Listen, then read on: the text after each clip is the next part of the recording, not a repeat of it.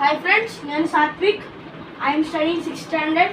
So today నేను చెప్పబోయే some ఏంటంటే ఈక్వేషన్స్ అండ్ ఇన్ఈక్వేషన్స్ లో ఒక సమ్ అండి. ఇది చేయాలంటే ఇక్కడ ఫస్ట్ మనకి నెంబర్ పక్కన బ్రాకెట్ ఉందంటే దాని ఇండికేషన్ ఏంటంటే ఇంటూ అండి. ఇప్పుడు ఇది ఇంటూ అని ఎలా ఫైండ్ అవుట్ చేయాలంటే నెంబర్ పక్కన బ్రాకెట్ ఉంది, దాని లోపల ఒక టర్మ్ ఉంది.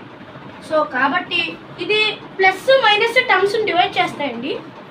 కాబట్టి ఇక్కడ 2 టర్మ్స్ ఉన్నాయి.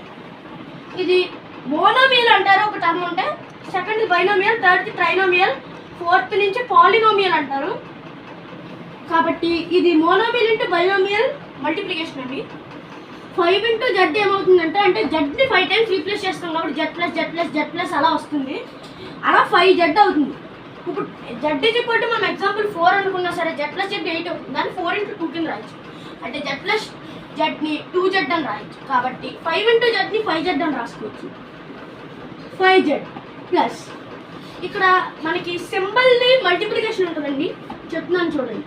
Plus into minus, minus minus into plus, minus plus into plus, plus minus into minus plus.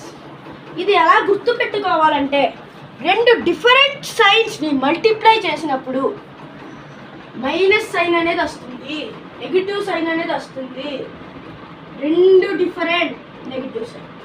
ఇప్పుడు రెండు సేమ్ని మల్టిప్లై చేస్తే ప్లస్ ఇంటూ ప్లస్ లాగా ప్లస్ వస్తుంది. అలా గుర్తుపెట్టుకోవాలండి. ఇప్పుడు 5 ఇంటూ జెడ్, ఇప్పుడు సింబల్ ఇండికేషన్ ద్వారా ఇది ప్లస్ ఏమీ లేకపోతే ఉంటే మైనస్ ఇండికేట్ చేస్తాడు. ప్లస్ ఇంటూ ప్లస్ ఉంది అక్కడ plus. Okay, 5 Z plus 20 is equal to 35. Transposition అంటారండి. ఇప్పుడు ఈ 5 జెడ్ దీన్ని ఇటు పంపించేసాం అనుకోండి, మైనస్ 5 జెడ్ అయిపోతామా. ఇక్కడ ప్లస్ 20 ఉంది కదా, ఇది ఇటు వెళ్తే మైనస్ 20 అవుతుంది. అంటే 5 Z is equal to 35 minus 20. 5 Z is equal to 15. Z is equal to అంటే ఇప్పుడు ఇక్కడ ఇంటూ చేస్తుంది, ఇటు వెళ్తే 5 అవుతుంది.